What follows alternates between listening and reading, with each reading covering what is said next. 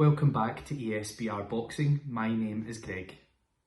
This is a short video where we look ahead to what may be in store for Emanuel Navarrete after his exceptional performance on Saturday, defeating Oscar Valdez in the super featherweight division. So in this video, I'm going to give you guys a few names that we may be looking at that could be next for Navarrete. And finally, I'll give you who I would like to see Emanuel Navarrete fight. One of the options that we can look at for him is Oshaki Foster, who is the WBC champion. Oshaki Foster just coming off the back of 2 fights against Robson Conceição, where he lost a disputed decision in the first fight, and in the second fight he gained revenge on that. So Oshaki Foster is an option for Emanuel Navarrete should he choose to stay in the super featherweight division. Another fight that we could potentially look at for Emanuel Navarrete is Lamont Roach. However, there's a little bit of a problem with this one. Lamont Roach, yes, of course, he is the one of the other champions in the division, the WBA champion. He has an upcoming fight against Gervonta Tank Davis, which in itself is going to be a very difficult fight for Lamont. So at the moment, I think that we may have to rule his name out for the time being. If he loses the Gervonta Davis fight, does he get to keep his WBA title and defend it against Navarrete in, for example, a unification fight?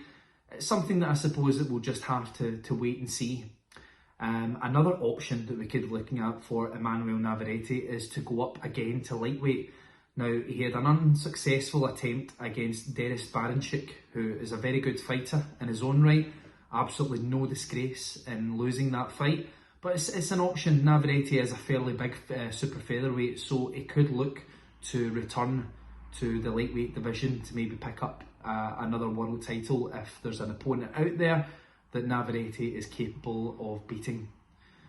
For me, in this video, I'll always leave my preferred option until last, which I'm now going to talk to you guys about.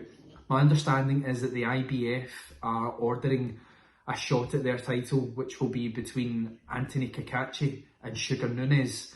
Now, that's going to be a very good, hard and entertaining fight. Anthony Cacace, he's been a little bit of a dark horse in the division, coming through, picking up wins where he probably wasn't really expected to win, or win in as good fashion as he's done. Joe Cordina, Josh Warrington, etc. Sugar Nunez, who is the Matchroom promoted up-and-comer. Eddie Hearn has said that he's one of the most avoided guys in the division, and you can see why. He's a bit of a ferocious puncher, is Sugar Nunez.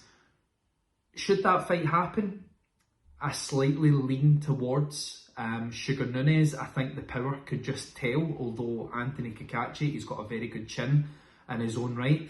But it's a fight that I could potentially see Sugar Nunez coming through. And for me, I'm all about the styles in boxing, how they weigh up against each other and what's going to give us the best fight. Now, out of the names that I've mentioned to you guys there, I just think that Sugar Nunez and Emanuel Navarrete, it might be the best fight for us fight fans going forward to see whether that happens in the early or mid-side of 2025. It's also a fight that we could be looking at that could be a unification if Sugar Nunez picks up the IBF title, Navarrete defending his world title. It's a fight that could have a lot of stakes, a lot to play for, So guys, that's my thoughts. I would like to see Sugar Nunez as Emanuel Navarrete's next opponent, but you guys can let me know what you think. Are we looking at Oshaki Foster? Are we looking at Lamont Roach after Gervonta Davis? Or are we looking at Anthony Cacace or Sugar Nunez? As I say, my name's Greg. Great to speak to you guys as always. Please let us know below in the comments what you think, what will be next for the champion Navarrete, and we will speak to you again soon at ESBR Boxing. Check out all of our content, please, below. Thank you.